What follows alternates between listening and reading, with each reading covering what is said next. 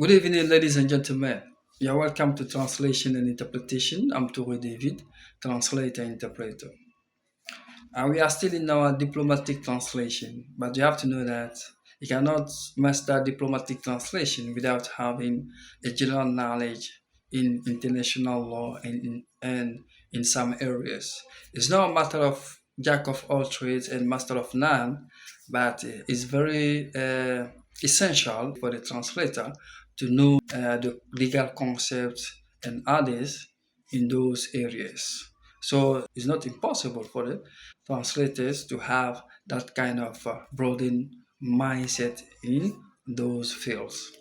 So, ladies and gentlemen, you have to know that the international law is a set of regulation to maintain in order economic cooperation, commercial cooperation, or legal cooperation based on the agreements, the treaties, uh, the custom or legal scholarship that we can call the sources of the sources of international law. Once the countries have accepted or they are legally bound by these agreement treaties, no one no one is above the other because they have the same equal rights, they have the same equal sovereignty. So the same level of protection, we don't have that sense of superiority or inferiority due to the development or the advancement of your country as compared with others. For example, when you take USA, first economic power in the world, and then we take Chad or Guinea, we have the same level of sovereignty, we have the same level of equal right within that global system belonging to an international organization.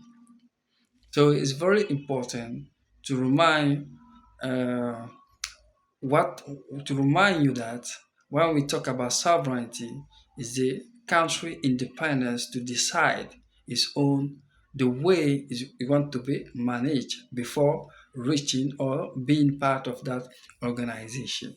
And the equal rights, same treatment, and the fundamental rights of people or freedom should be respected by the state or government.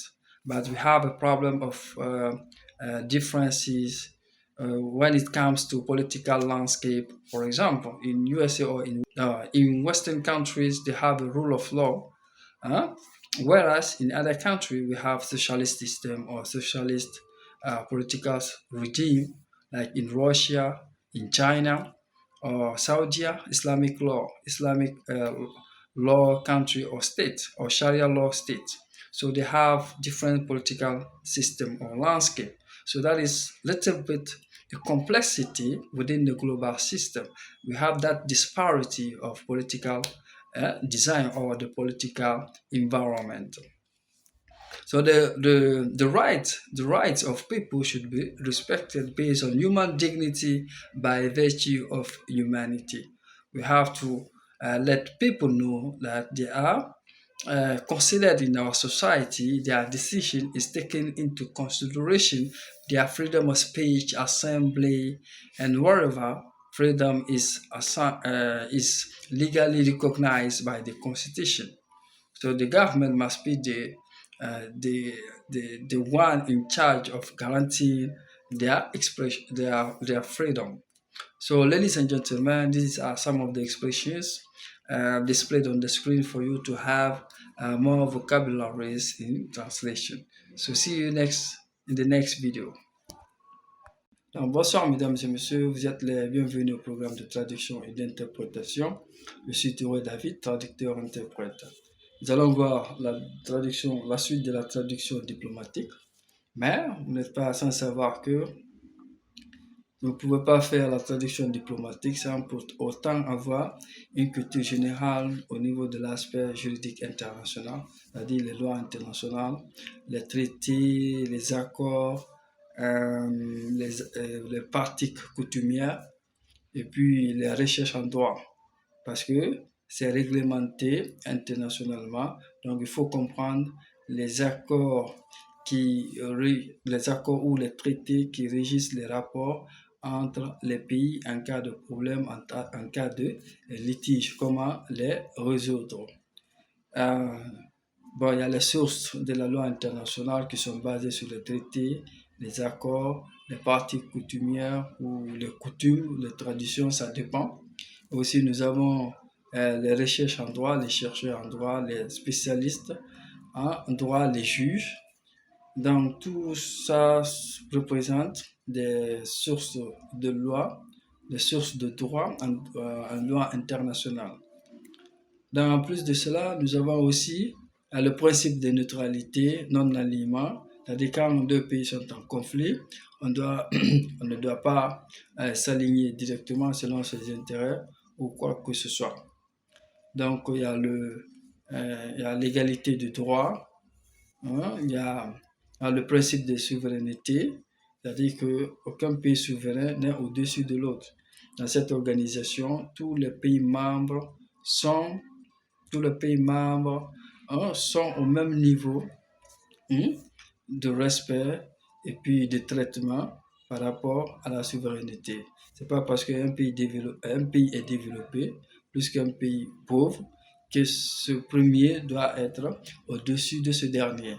Donc, dans les lois internationales, cette différence de supériorité ou d'infériorité n'a pas sa place.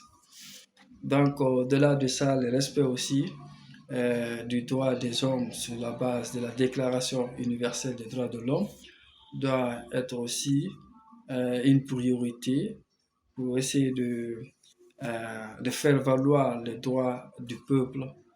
Parce que c'est eux, si c'est dans un régime démocratique, qui détermine le type de gouvernement ou le type de politique à assumer.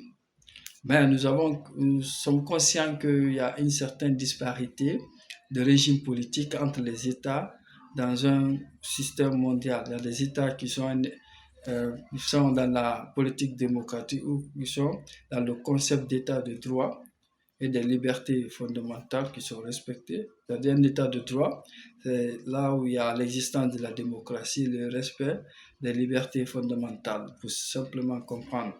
Maintenant, dans d'autres pays, ils ne sont pas basés sur ce type de paysage politique. Ils sont dans un autre système, que ce soit socialiste ou communiste, ou voire même dans comment on appelle ça, dans la charia islamique. Par exemple, la Chine, la Russie, l'Arabie Saoudite, ils ont un modèle politique qui est différent hein, de celui des États-Unis ou bien de certains pays d'Europe. En Angleterre, c'est la monarchie constitutionnelle. Donc, mesdames et messieurs, c'est ça un peu l'idée sur la loi internationale.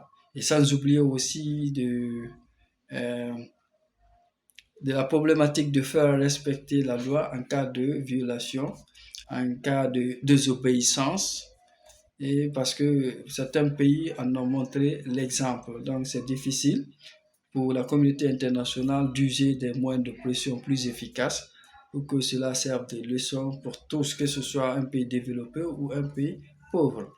Donc voici quelques expressions affichées à l'écran pour vous permettre d'avoir beaucoup plus de vocabulaire dans ce domaine. Donc je vous remercie pour votre attention. À la prochaine.